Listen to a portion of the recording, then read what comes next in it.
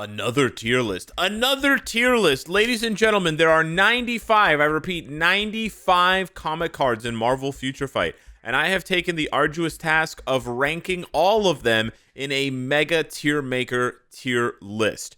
Now, the guide from 2021, which is the last time I made a comic card guide, isn't actually outdated, but there is more nuance that I wanted to discuss in today's video. So there is actually a lot of information for those of you who think you already have cards solved. It's a little bit more complicated than I made it out to be in 2021 when I said, these are the 5 best PvP cards, these are the 5 best PvE cards, these are the 5 best hybrid cards, etc.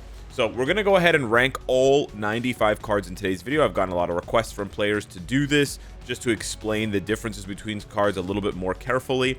And we're going to go ahead and do it with these 5 or these 6 different rankings. So from top to bottom here, we have just the best cards, which again, I'll explain a little bit later. PvP focused cards, PvE focused cards, which, we'll also explain, but it's fairly straightforward. Bait cards, which should be pretty interesting. Works for now, which can also be described as just cards for new players or cards for returning players who don't have a card set equipped for whatever reason. These are just like stopgap cards, temporary cards kind of thing. And then cards that are bad/gone. This is what we're going to start with. But one way to easily describe this one, besides the obvious, is the anniversary cards. I see a lot of players equipping the anniversary cards thinking that they're good because they're rare, because they have the 1-of-1 card collection bonus. They're not good. They're not good at all. Again, they can arguably be used for now, but there are better cards. There are actually better free-to-play cards, better cards that work. Again, the works for now can also be called free-to-play cards.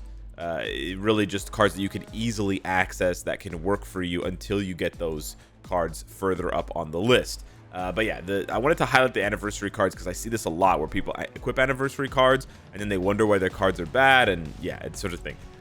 Again, I know that cards are not the most interesting thing in Marvel Future Fight, but unfortunately they're very important. Marvel Future Fight suffers from this like equipment gotcha syndrome where the characters themselves aren't necessarily strong until you give them the right build, until you have the right cards. And so this video should hopefully demystify cards a little bit more so that people understand what they need to do. Now, I'm not going to go ahead and show you me dragging all of the bad cards into the bad category, but unfortunately there are a lot of bad cards in Marvel Future Fight. And the reason for that is essentially that they wanted to basically dilute the pool of cards for players so that it wasn't too easy for you to get the right card that you needed. So that's essentially the answer for why there are so many bad cards, but we're just going to go ahead and skip. All right, so as you can see, most cards in the game are straight up bad. There's like 40 cards here. They're really bad. And essentially what makes them bad, just to give a quick summary, is that one or both of the orange stats are really bad, like something like fire resist, or just basically nearly useless stats, or like, physical defense, something like that. And then the other orange stat is also not very good. A couple of these cards that you'll see here have, like, let's say energy attack or physical, like the Drax card, for example, physical attack and recovery rate.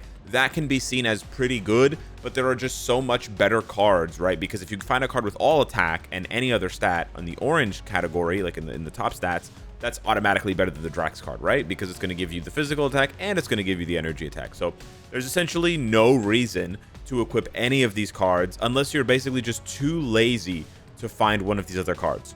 And I know that most of the cards down here are premium cards, but a lot of them are actually not. Like half the cards left are not premium. So there's still like half of the good cards left, like the so-so to great cards left. Half of them are non-premium. So you shouldn't have any problem whatsoever building yourself a deck of 5 cards that has no premiums, if that's what you want to do. I don't know why you would want to do that. You just want to like play the game on hard mode or whatever.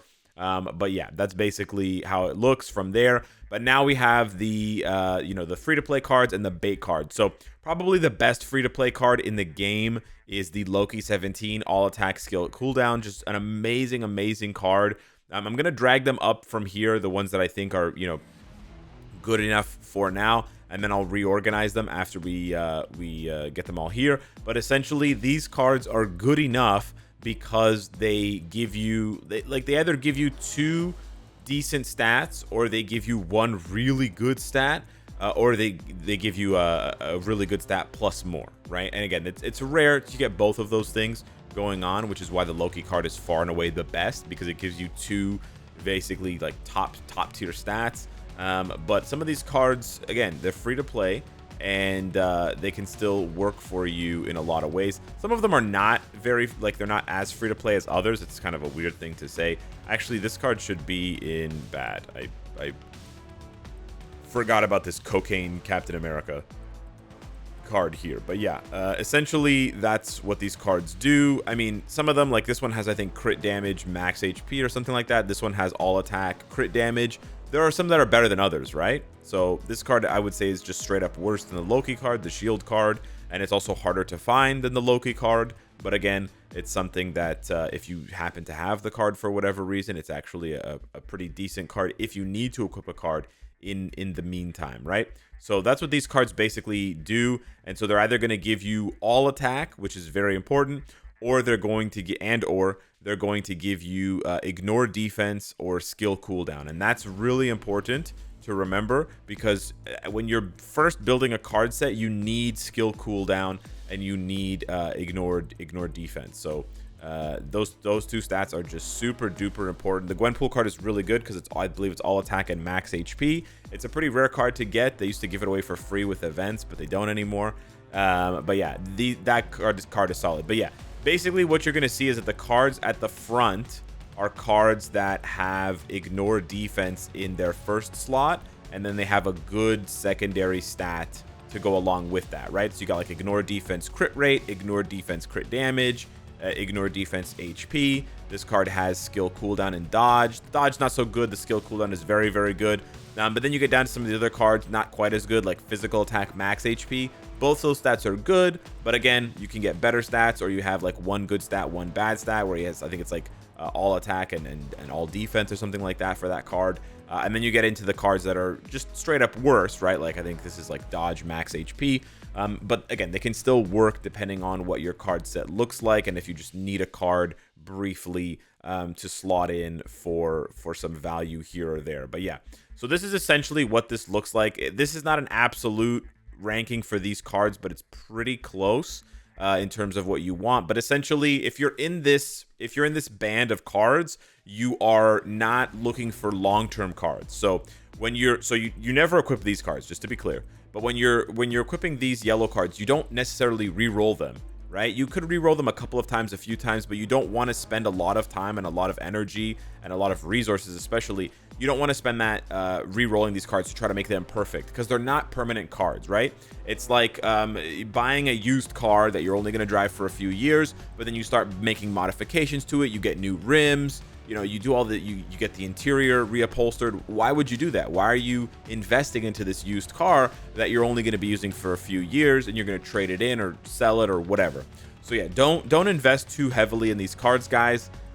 There are way better options waiting for you, and every month you get a free card, so a free better card, a chance for a free better card. So don't fall for that trap there.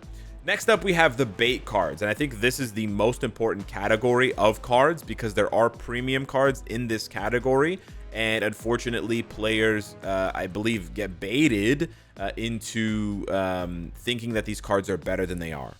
And it's surprising, there's quite a few premium cards on here that I think players will maybe have equipped, and there might be a bit of feels being caught. But yeah, these cards appear to be good on the onset. They're premium cards, which is like, oh, I can build them up, I can craft them. But they're not very good cards, unfortunately. I'm also going to be putting the Monsters Unleashed cards here. These cards, while they are straight up better, right? They are as good or better than any of the cards in the yellow category. They are non-premium cards, so you cannot craft them, which means that ultimately they have the same value long-term as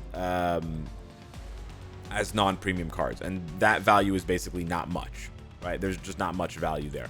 So you got to be careful with these cards.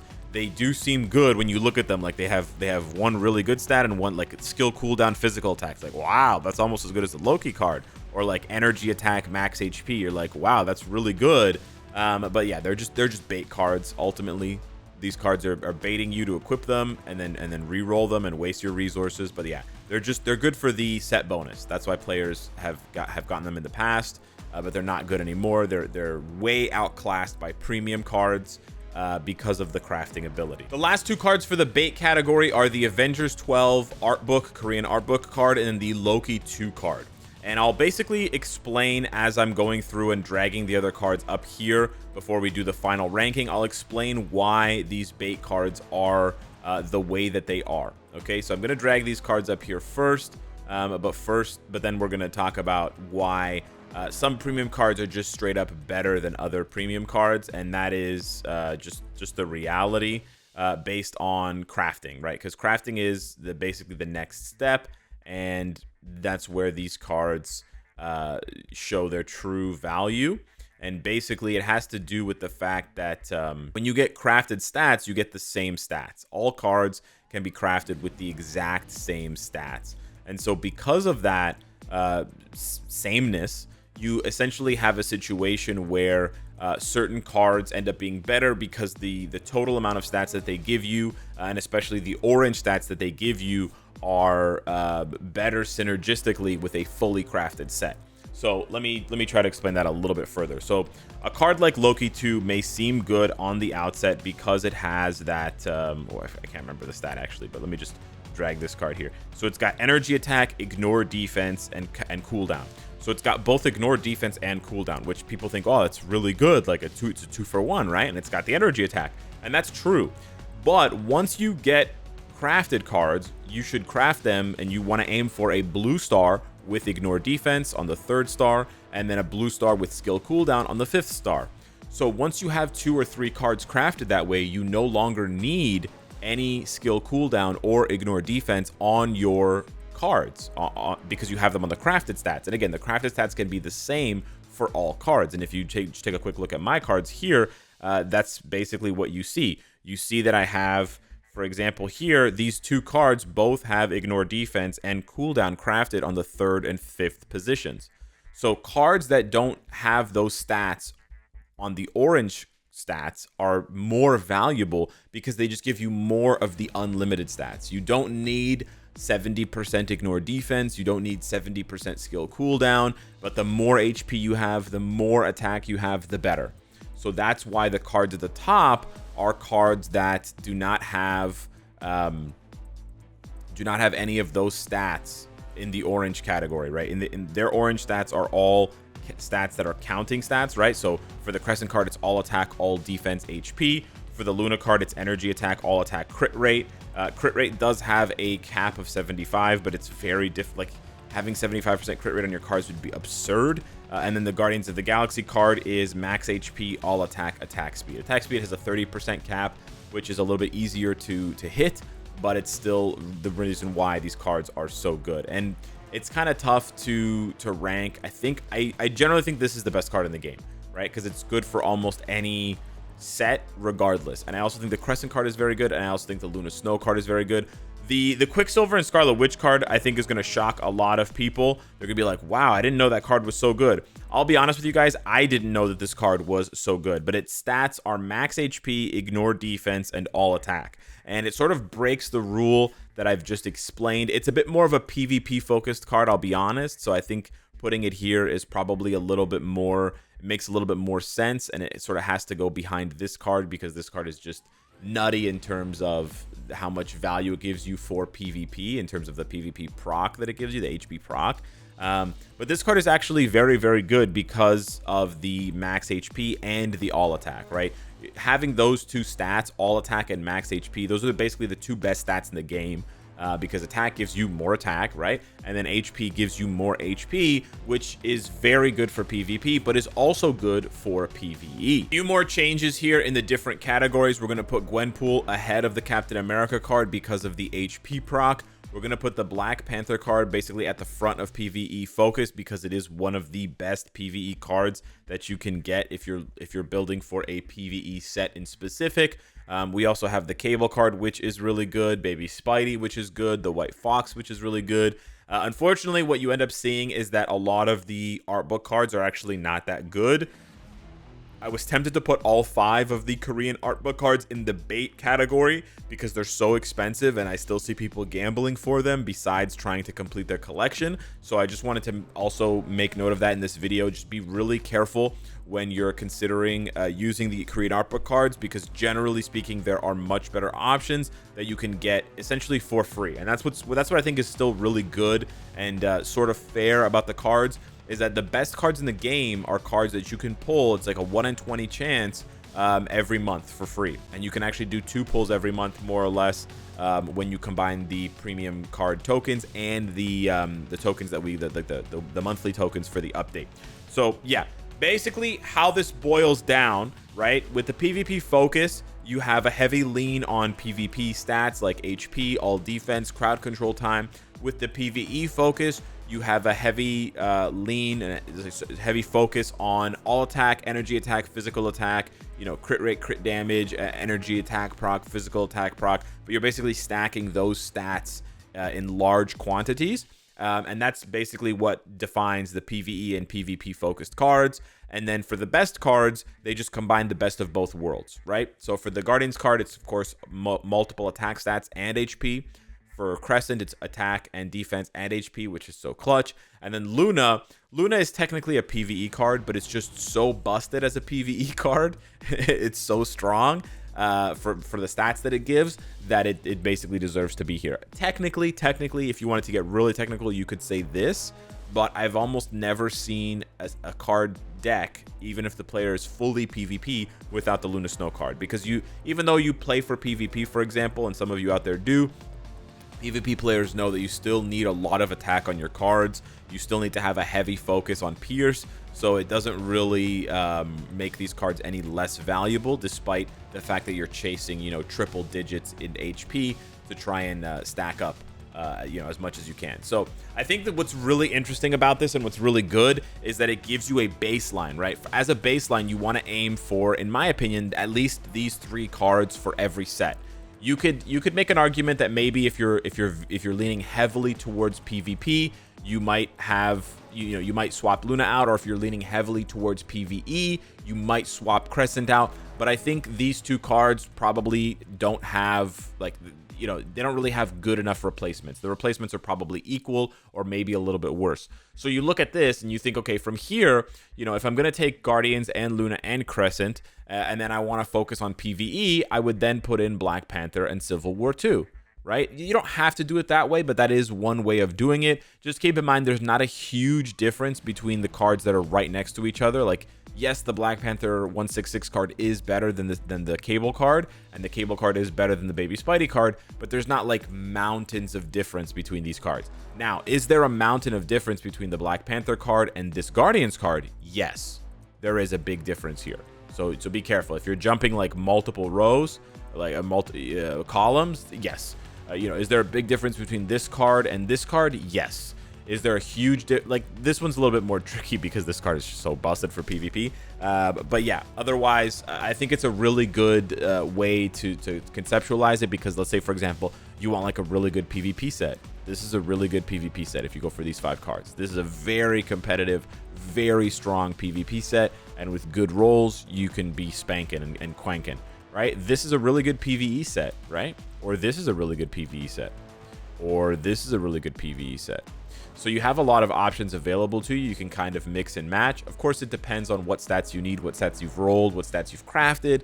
So I cannot give everyone an exact representation for what they need. But I did want to highlight, firstly, some premium cards that I think are undervalued, like the Scarlet Witch card. And the Crescent card, and then a lot of cards that are way overvalued, right? Like the art book cards, the Monsters Unleashed cards, the Loki 1 and 2, etc., etc. And then also to highlight for free-to-play players that you actually have a lot of options, right?